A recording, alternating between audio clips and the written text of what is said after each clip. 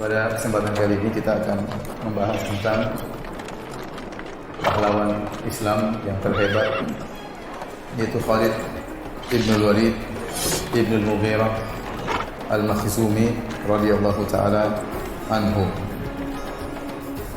Khalid ibn Walid berasal dari Bani Makhzum, dan Bani Makhzum adalah kabilah yang merupakan saingan bagi kabilah Bani Hashim. Quraisy di bawahnya ada kabilah-kabilah kecil. Di antara kabilah yang sangat terkenal adalah kabilah dari Bani Hashim, yaitu kabilahnya Nabi SAW, dengan kabilah Bani Makhzum, yaitu kabilahnya Abu Jahal, dan juga kabilahnya Khalid ibn Walid radhiyallahu ta'ala anhu.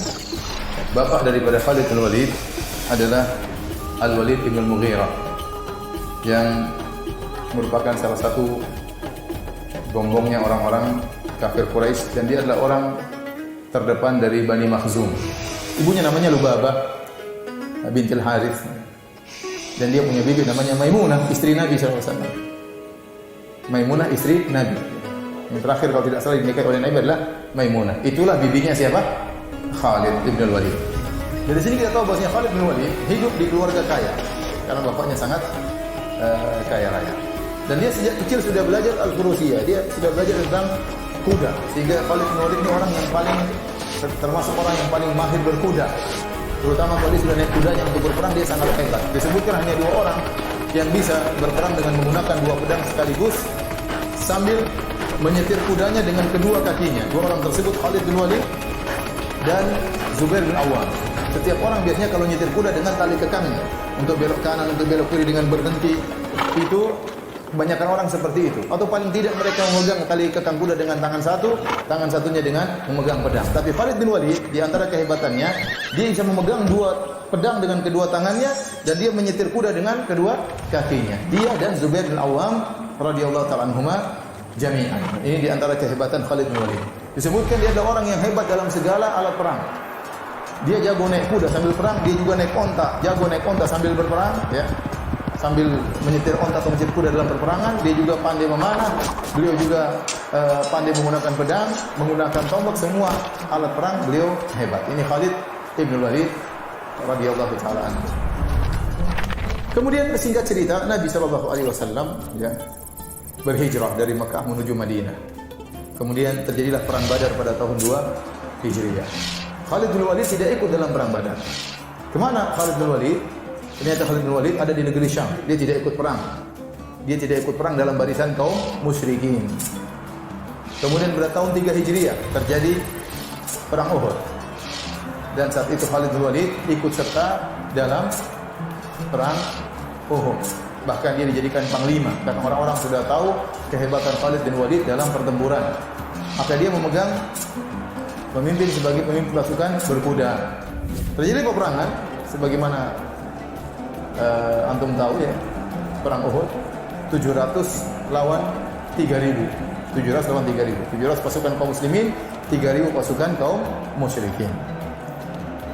Kemudian secara singkat, waktu itu Nabi SAW meletakkan pasukan di bawah 650 dan 50 orang di atas suatu bukit kecil namanya Jabal Rumat, yang sering dinaiki oleh jemaah haji, bukit kecil. Disitulah Rasulullah SAW meletakkan 50 pasukan pemanah dipimpin oleh Abdullah bin Jubair radhiyallahu ta'ala anhu. Kemudian Nabi berpesan kepada mereka, in ra'aitumuna takhtifuna at-tayr fala tabrahu makanakum hatta ursila ilaikum. Kalau kalian melihat kami, mayat-mayat kami diambil oleh burung-burung, artinya kami sudah tewas seluruhnya, maka jangan kalian tinggalkan posisi kalian sampai aku perintahkan perintah berikutnya.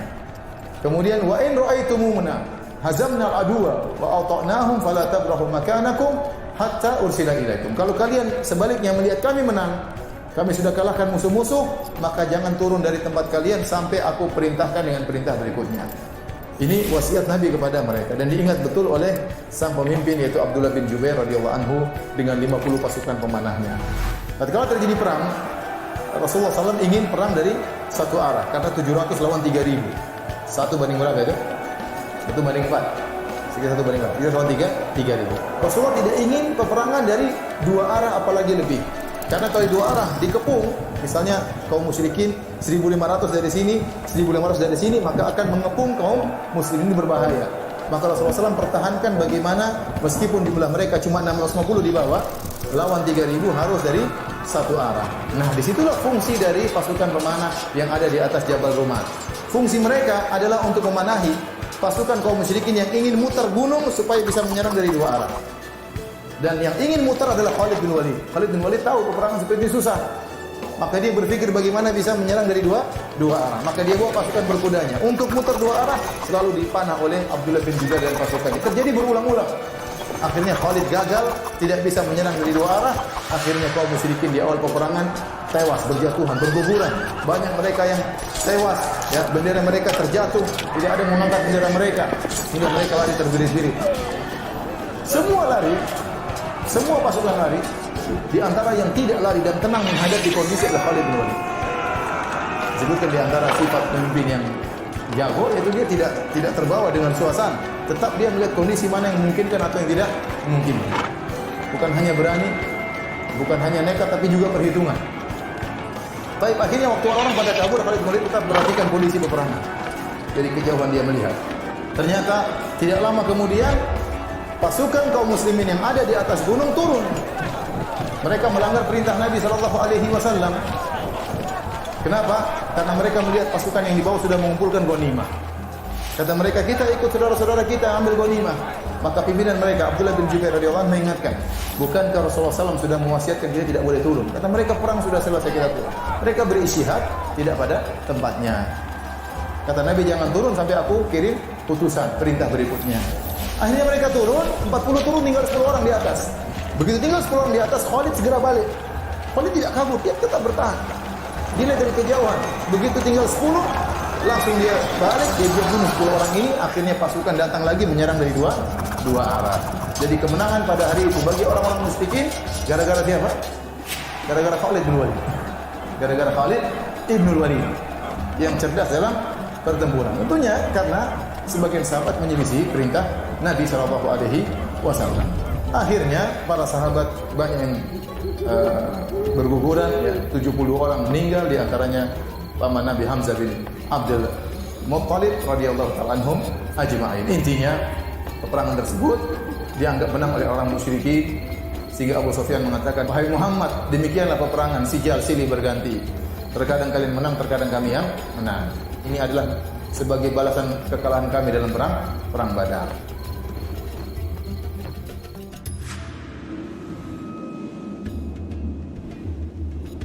Tahun 7 Hijriah, maka Nabi datang bersama sekitar 2.000 sahabat untuk melaksanakan umrah, sebagaimana yang sudah disepakati dengan kaum musyrikin. Maka Nabi masuk kota Mekah dengan kain ihram, dengan bawa senjata, tapi bukan senjata pertempuran, tapi senjata orang yang musafir, senjata yang wajar. Akhirnya masuklah Nabi SAW, umrah 3 hari, menetap di Mekah selama 3 hari. Setelah itu waktunya Nabi harus balik. Dan ternyata saudaranya Khalid bin Walid yang bernama Al-Walid Ibnul Walid Ibnul Mughirah sudah masuk Islam. Inilah awal dari kenapa Khalid bin Walid masuk Islam. Maka Nabi SAW bertanya kepada Al-Walid Ibnul Walid Ibnul Mughirah, saudaranya Khalid, mana Khalid? Maka kata saudaranya, Allah akan datangkan Khalid. Kemudian Nabi berbicara, orang seperti Khalid enggak mungkin enggak ngerti tentang Islam. Seakan-akan Nabi berkata, Khalid itu cerdas. Masa enggak ngerti tentang Islam? Kalau seandainya dia menjadikan kehebatannya dalam bertempur untuk kaum muslimin, maka itu lebih baik bagi dia. Walaqaddamnahu ala ghairihi, dan kami akan mengedepankan dia daripada yang lainnya. Di sini Nabi mengaku kehebatan Khalid. Akhirnya Al-Walid Ibnul Walid mencari Khalid bin Walid, dia cari. Enggak dapat. Ini musim damai, boleh ketemu antara musyrikin dengan muslimin, enggak ada masalah. Tatkala dia tidak mendapati saudaranya Khalid bin Walid, maka Al-Walid, saudaranya Khalid ini menulis surat. Dia tulis dalam suratnya tersebut, Bismillahirrahmanirrahim. Amma ba'du. Wahai saudaraku, aku tidak melihat yang lebih aneh dari engkau. Kenapa kau tidak masuk Islam? Padahal kau cerdas. Kenapa kau tidak masuk Islam? Bagaimana kecerdasanmu menghalangi engkau dari Islam? Saya tidak pernah heran seperti ini. Apakah ada orang tidak tahu tentang indahnya Islam? Sungguhnya Rasulullah SAW telah bertanya kepadaku tentang engkau, tentang dirimu. Kemudian Nabi berkata, ya, Khalid itu pasti ngerti tentang Islam. Orang cerdas. Seandainya dia menggunakan kehebatannya untuk kaum muslimin, tentu lebih baik bagi dia. Kalau dia masuk Islam, kami akan mendahulukan dia daripada yang lainnya. Ini pujian dari Rasulullah SAW. Bayangkan, dari pimpinan kaum muslimin muji siapa? Khalid ibn Walid. Waktu Khalid baca surat tersebut, dia baca ternyata Nabi memujinya, Nabi cari dia, masuk dalam hatinya. Maka dia ingin masuk apa? Masuk Islam. Karena pujian Nabi, Nabi mencarinya. Ini cara Nabi SAW untuk mengambil hati Khalid ibn Walid. Kemudian juga dalam mimpi Khalid melihat seakan-akan dia berada di suatu daerah yang kering, yang tandus. Tiba-tiba dia keluar di sebuah tanah yang hijau dan luas. Akhirnya waktu dia ke Madinah, dia tanya kepada Abu Bakar radhiyallahu anhu, maka Abu Bakar radhiyallahu anhu berkata, itu adalah jalan keluarmu yang Allah beri hidayah kepadamu menuju Islam. Adapun sempit yang kau tempati itu adalah kesyirikan.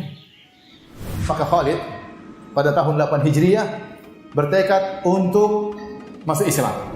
Maka dia cari teman. Jalan-jalan di Mekah, saya mau ke Madinah, ada teman enggak? Dan dia cuek, dia tidak takut. Meskipun ketahuan yang lainnya tidak masalah bagi dia, karena dia jagoan. Sebagian orang masuk Islam diam-diam. Khalid enggak, saya mau masuk Islam. Ada yang teman enggak mau ke Madinah? Akhirnya Khalid bin Walid pun berjalan. Kemudian dia berkata, waditu law ajidu man usahib. Aku berharap bertemu dengan orang yang sama denganku ingin masuk Islam. Falaqitu Utsman bin Talha. Maka aku ketemu dengan seorang bernama Utsman bin Talha, anak muda juga.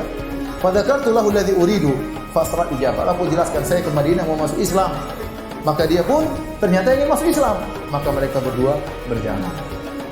Utsman bin Talha dari Bani Abdiddar yang memegang kiswah Ka'bah, kunci pintu Ka'bah. Tidak lama kemudian mereka bertemu lagi dengan Amr bin As. Amr bin As radhiyallahu anhu. Ini juga sahabat yang luar biasa, sangat cerdas. Kalau Khalid terkenal dengan kehebatan pertempurannya, kalau Amr bin As terkenal dengan diplomasinya luar biasa cerdas. Makanya waktu para sahabat berhijrah ke Habasyah di bawah naungan Raja Najasyi, maka sang provokator Abu Jahal mengirim utusan untuk memprovokasi Raja Najasyi untuk mengusir kembali para sahabat. Siapa yang dikirim? Amr bin As radhiyallahu anhu. Ternyata 3 orang ini berangkat bersama-sama menuju kota Madinah untuk masuk Islam. Tatkala Rasulullah SAW melihat mereka, maka Rasulullah SAW berkata, sesungguhnya kota Mekah telah mendatangkan atau melemparkan bagi kalian intisari dari kota Mekah. 3 orang ini intisari anak-anak muda yang hebat-hebat. Ya, Khalid bin Walid jago berperang, Amr bin As juga jago diplomasi, dan Utsman bin Talha juga pegang masalah urusan Ka'bah. Akhirnya mereka bertemu dengan Nabi sallallahu alaihi wasallam. Kemudian Khalid bin Walid waktu bertemu dengan Nabi sallallahu alaihi wasallam, maka Rasulullah SAW menyambutnya dengan wajah tersenyum, Kemudian Khalid pun menyatakan Islamnya. Tatkala itu Rasulullah SAW berkata, alhamdulillahilladzi hadaka. Segala puji bagi Allah yang telah beri petunjuk kepadamu, wahai Khalid. Sungguh aku telah melihat kecerdasan ada pada dirimu, dan aku berharap kecerdasanmu tadi tidak mengantarkan engkau kecuali pada kebaikan. Kemudian kata Khalid, aku pun membaiat Rasulullah SAW, dan aku berkata, ya Rasulullah, mohonkanlah ampunan bagiku atas segala kesalahan yang pernah aku lakukan di zaman jahiliyah yang membuat aku menghalangi manusia dari jalan Allah Subhanahu wa taala. Maka Rasulullah SAW berkata, Islam akan menghapuskan seluruh dosa-dosa yang ada sebelumnya. Kemudian Rasulullah SAW berdoa, ya Allah ampunilah Khalid bin Walid atas segala kesalahan yang pernah dia lakukan yang menghalangi manusia dari jalanmu. Kemudian Amr bin As juga maju. Dia mengatakan, ya Rasulullah, bentangkan tanganmu, aku akan baiatmu. Maka Rasulullah SAW bentangkan tangannya. Waktu Rasulullah bentangkan tangannya, Amr bin As tidak menjadi baiat, tidak berbaiat. Kata Nabi, malak ya Amr, kenapa kau tidak membaiat? Saya sudah bentangkan tangan. Kata Amr bin As, saya ingin punya syarat ya Rasulullah untuk membaiat engkau. Apa syaratmu? Agar Allah mengampuni segala dosa-dosaku yang telah lalu. Ini semua gembong-gembong semua ini. Khalid gembong, Amr bin As juga gembong, penjahat juga ya. Mereka tahu dosa mereka banyak. Kata mereka, syaratnya Allah mengampuni dosa-dosaku. Maka Rasulullah berkata, tidakkah kau tahu wahai Amr, bahwasanya Islam menghapuskan dosa-dosa sebelumnya, bahwasanya taubat akan menghapuskan dosa-dosa sebelumnya, dan bahwasanya haji akan menghapuskan dosa-dosa sebelumnya. Maka mereka bertiga masuk Islam, dan itu terjadi sekitar 2 bulan sebelum perang Mu'tah. Taib. Sekarang Khalid bin Walid sudah masuk dalam barisan kaum muslimin, siap dijadikan panglima yang luar biasa. Baik, pada tahun 8 Hijriah ini terjadi perang yang sangat hebat. Ini nampak awal dari kehebatan Khalid dalam pertempuran. Ya. Khalid bin Walid diutus dalam pasukan perang Mu'tah melawan orang-orang Romawi.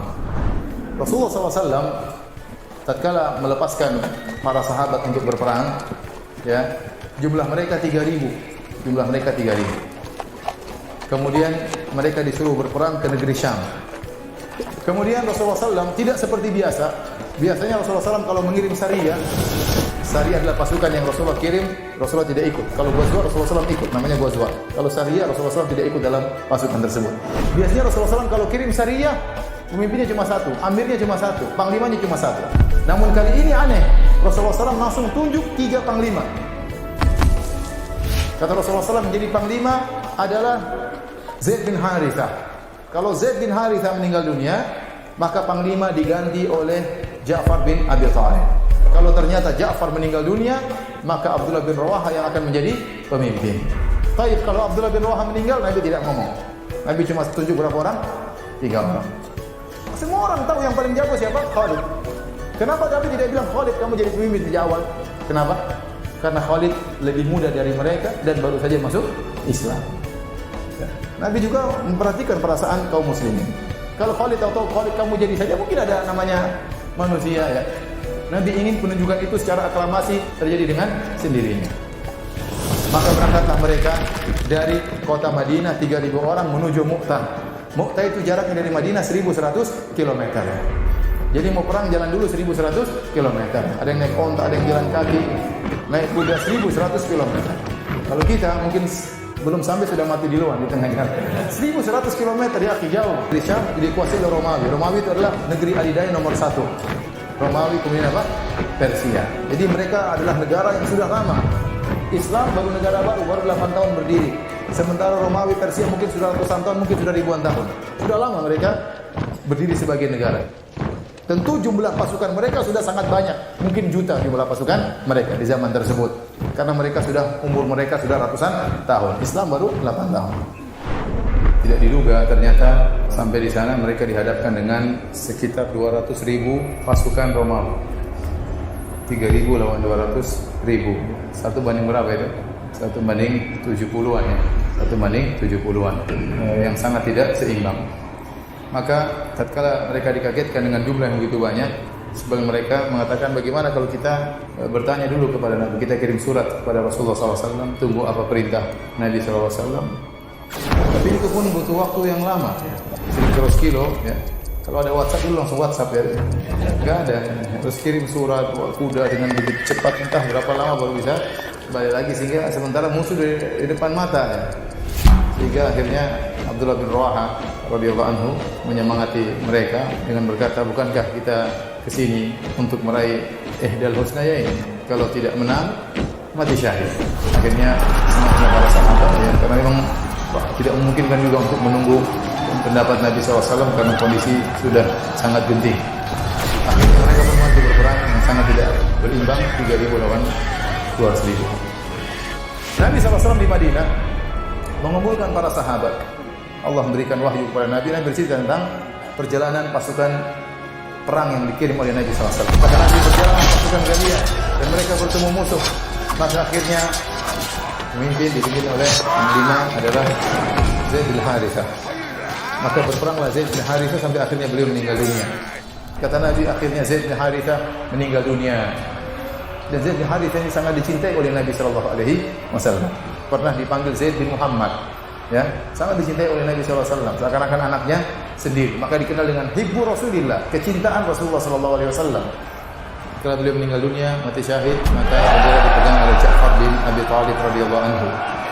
Maka Ja'far bertempur dengan begitu hebatnya, ya, sampai Ja'far waktu tangannya terputus sebelah kanan, dia megang bendera dengan kiri. Waktu tangan kiri terputus, dia megang dengan kedua Abu Dayhi. Dalam riwayat Nabi SAW mengatakan, Allah menggantikan kedua tangan Ja'far dengan janahain yatiru bihima fil jannah, dengan dua sayap yang Ja'far terbang dengan dua sayap tersebut di surga. Karena tangannya terpotong, dia pegang tangan kiri, bendera tersebut dipotong oleh dia, tangannya kedua-duanya terputus karena membela Allah Subhanahu wa taala.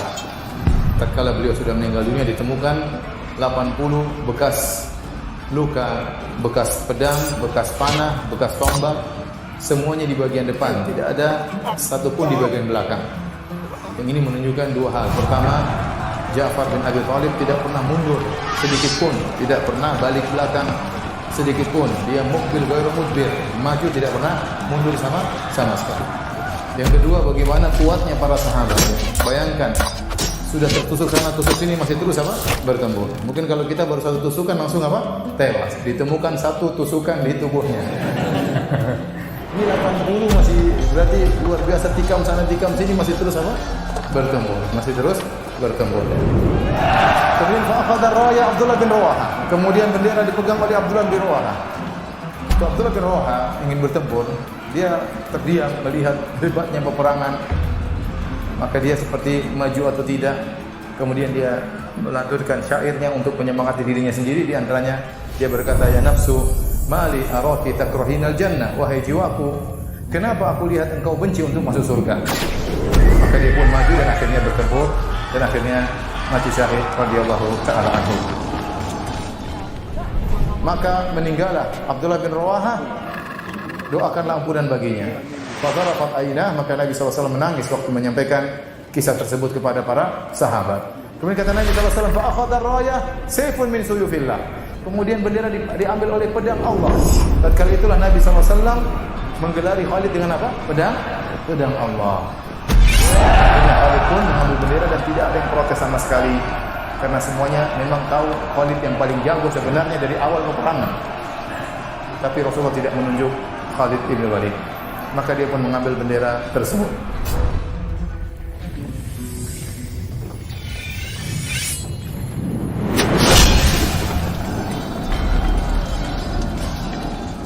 Maka Khalid bin Walid pun bertempur dengan begitu hebatnya.